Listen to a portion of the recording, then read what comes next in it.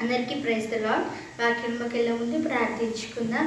స్తోత్రమున తండ్రి, పరిశుద్ధుల గొప్ప దేవానికి వందనాలు ప్రభా. ఎస్సీఆ గడిచిన కాలం అంతా కాచి కాపాడేందుకు స్తోత్రాలు ప్రభా. ఎస్సీ ఎంతమంది కరోనా వైరస్తో బాధపడుతుంది, కానీ రోగాలతో బాధపడుతూ హాస్పిటల్స్లో ఉన్నారు ప్రభా. మీరు ఒకసారి జ్ఞాపకం చేసుకొని ప్రతి ఒక్క బిడ్డలు మీరు ముట్టి తాకి స్వస్థపరచుకుని అడుగుతున్నాము తండ్రి. ఈ క్షణం ప్రతి ఒక్క బిడ్డకు స్వస్థత కలగాలి ప్రభా. ఎస్ అనే వాక్యం చెప్పుతుండగా తోడగినలో మీరు మాత్రమే మాట్లాడమని యేసుక్రీస్తు నామములో అడుగుతున్నాం తండ్రి, ఆమేన్. కీర్తనలు 118:8 వచనం. మనుషులను నమ్ముకుంట కంటే యెహోవాను ఆశ్రయించటం మేలు, రాజులను నమ్ముకుంట కంటే యెహోవాను ఆశ్రయించటం మేలు.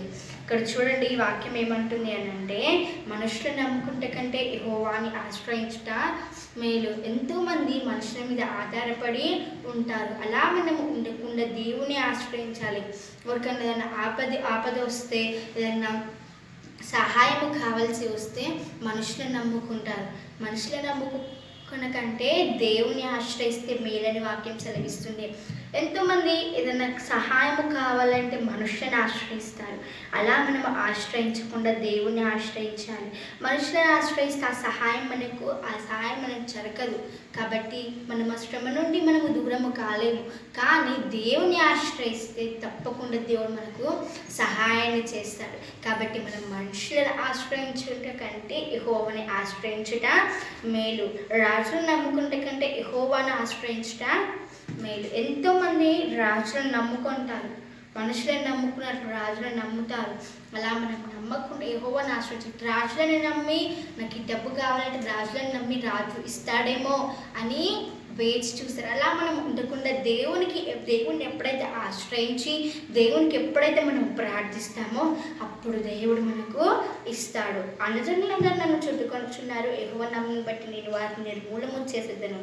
చూడండి, ఇక్కడ ఏమంటున్నాడు, అన్నజనులు మనం చుట్టుకొనినప్పుడు మనము యెహోవా నామమును బట్టి మనం ప్రార్థిస్తే వారందరూ మనకు దూరంగా ఉంటారు. ఇక్కడ చూడండి, అన్నజనులు మనం ఎప్పుడైతే చుట్టుముట్టుకొని ఉంటారో మనం దేవుని ఆశ్రయించాలి.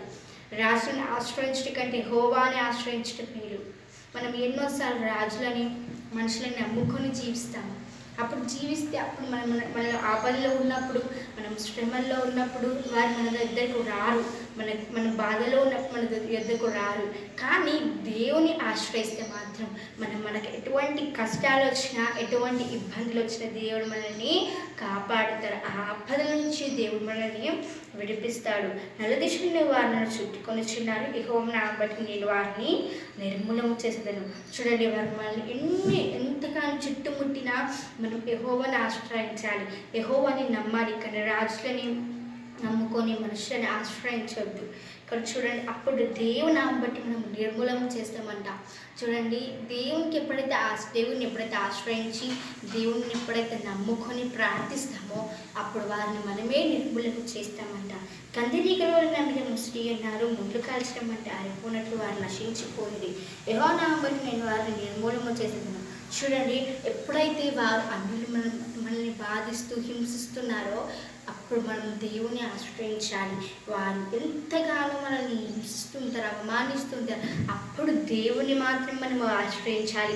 మనుషులను ఆశ్రయించడం కంటే యెహోవాని ఆశ్రయించడం మేలని బైబిల్ చదివిస్తుంది. కాబట్టి మనం యెహోవాని ఆశ్రయించాలి. అప్పుడు దేవుడు మనకు సహాయాన్ని చేస్తాడు. 13వ వచనం, నేను పడినట్లు నేను నన్ను గట్టిగా తోసివేసి ఆయన నాకు సహాయం చేశాను.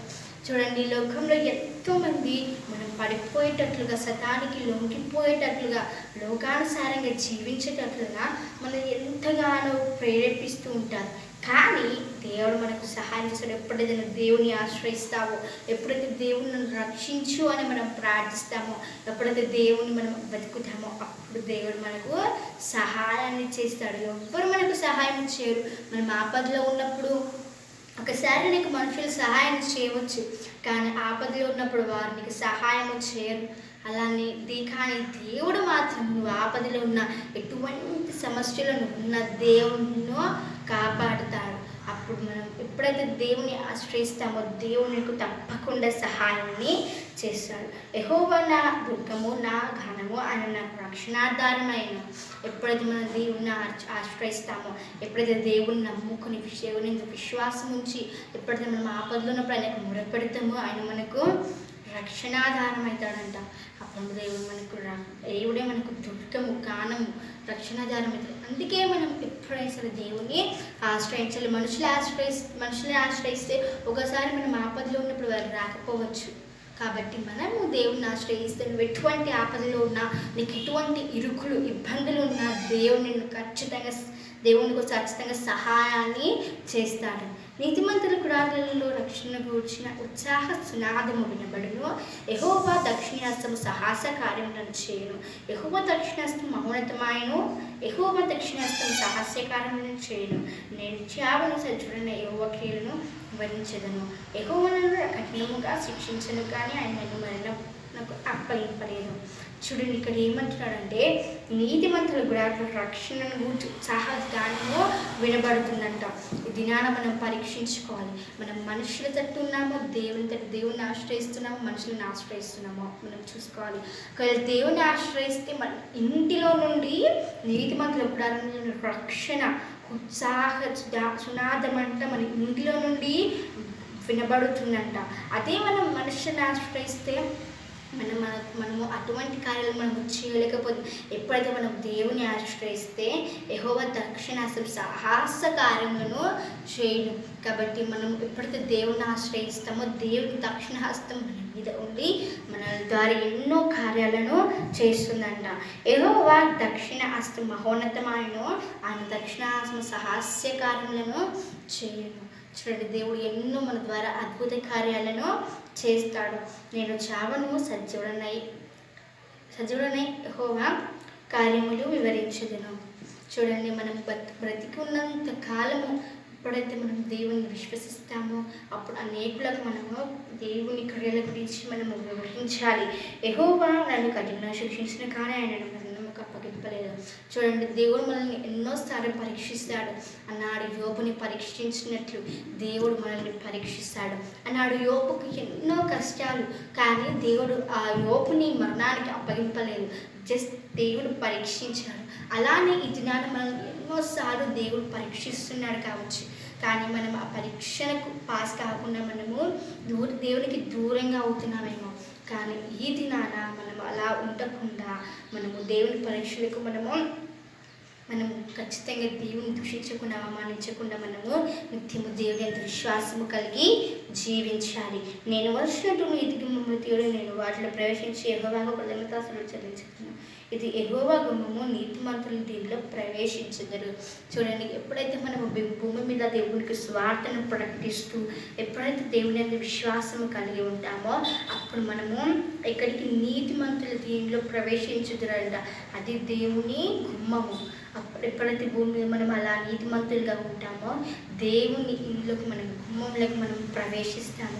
ఈ భూమి మీద మనము నీతిమంతులుగా జీవించాలి.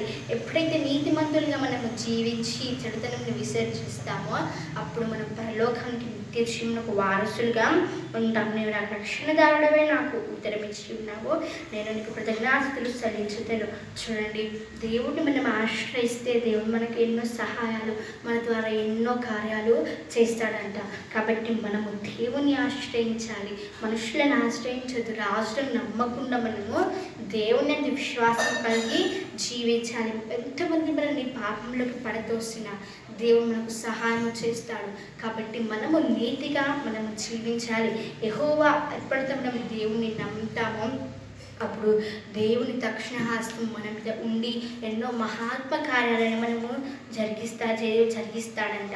ఏమో మనము ఎన్ని దుష్టక్రియలు మనలో ఉన్నా మనం వాటిని నిర్మూలన చేస్తామంట.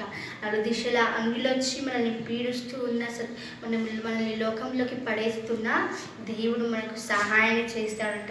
అందుకే మనం మనుషులను నమ్ముకొని ఒక రాజులను నమ్ముకోనక మనము దేవుని నమ్ముకొని నిత్య జీవనకు వారసులుగా ఉండాలి. ఎప్పుడైతే మనము దేవుని నమ్ముతామో దేవుని గుమ్మలకు ప్రవేశిస్తాము. నీతిమంతులు మాత్రమే ఆ ఆ గుమ్మములకు ప్రవేశిస్తారు. ఎప్పుడైతే మనం రాజులను నమ్ముకొనక మనుషులను నమ్ముకొనక దేవుణ్ణి ఆశ్రయిస్తామో అప్పుడు ఆ నీతి గుమ్మంలోకి మనము నీతిమంతులుగా ప్రవేశిస్తాము. ఇచ్చిన వాక్యం దేవుడు దీవించును గాక. ఆమె ప్రార్థించుకుందాం. స్తోత్రం నా తండ్రి, పరిశుద్ధ గొప్ప దేవుడా, నీకు వందనాలు ప్రభా. ఎస్సియానికి స్తోత్రాలు ప్రభా. గడిచిన కాలం అంతా ప్రభా మేము ఇక్కడ పడిపోకుండా మమ్మల్ని కాపాడిన దేవుడా నీకు స్తోత్రాలు ప్రభా. నీకు వందనాలు ప్రభా. ఎస్సియానికి స్తోత్రాలు తండ్రి. విన్న ప్రతి ఒక్క హృదయంలో నాటబడాలి ప్రభా.